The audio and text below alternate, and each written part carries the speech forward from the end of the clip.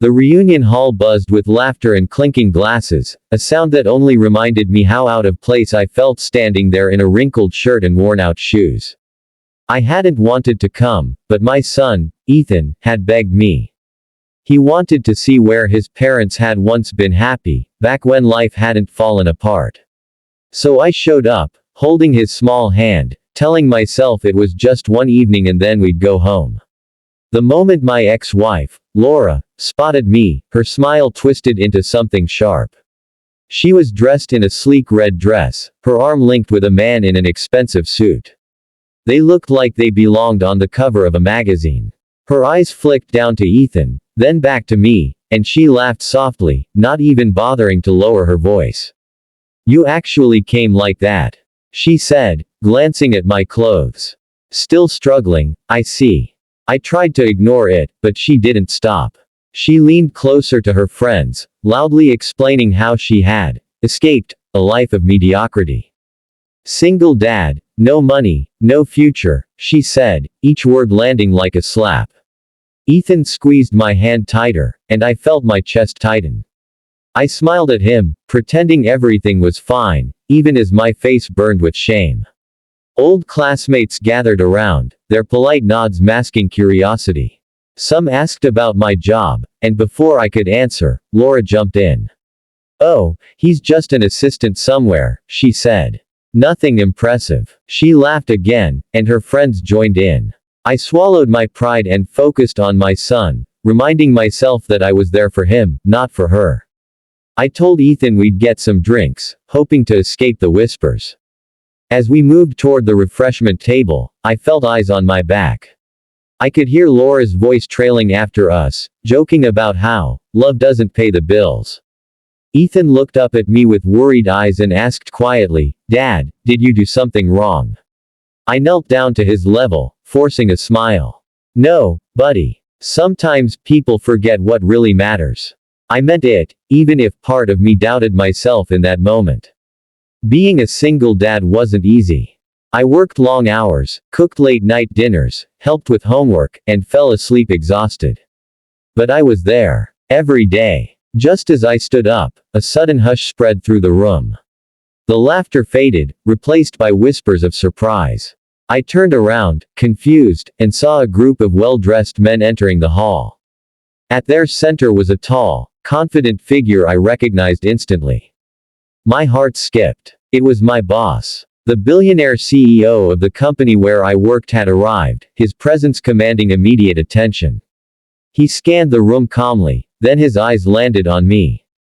To my shock, his face lit up with a warm smile as he began walking in my direction, while Laura's laughter died in her throat and the room seemed to hold its breath. The room felt suddenly smaller as my boss walked toward me, his polished shoes echoing softly against the marble floor.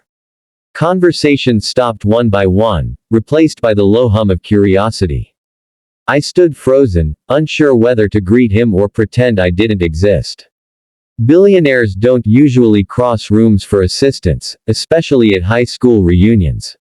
"David," he said warmly, extending his hand as if we were old friends meeting for coffee. "I was hoping I'd find you here." I shook his hand, my palm damp with nervous sweat.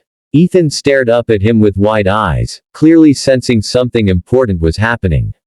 "This must be your son," my boss added, crouching slightly to Ethan's level. "I've heard so much about you. Your dad talks about you all the time." Ethan straightened his back, pride replacing the confusion on his face.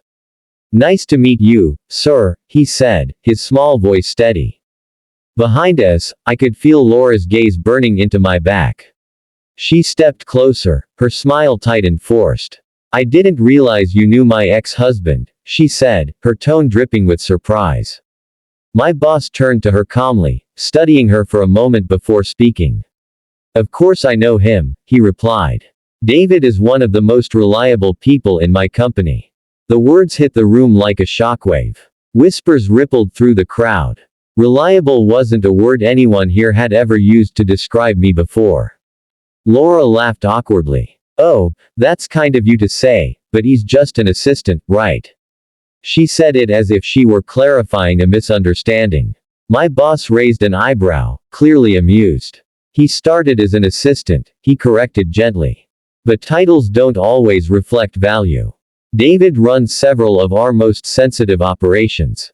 When things go wrong, he's the person I trust. I felt my throat tighten. Years of late nights, missed sleep, and quiet dedication suddenly had a voice. Laura's partner shifted uncomfortably, glancing between us. Some of my old classmates leaned in closer, their expressions changing from pity to interest. People who had ignored me minutes earlier were now watching every word. My boss placed a hand on my shoulder. In fact, he continued, I wouldn't be where I am today without people like David. Loyalty and integrity are rare. He turned to Ethan again. You should be very proud of your father. Ethan beamed, his earlier worry completely gone. I am, he said simply. That single word meant more to me than any promotion ever could. Laura opened her mouth to speak, but no words came out. Her confident posture faltered, replaced by something close to disbelief. The room that had laughed at me now waited, silent, hanging on my boss's next words. We were actually discussing a major expansion, my boss said casually. And David will be leading it. Gasps followed. My heart pounded as I tried to process what he was saying.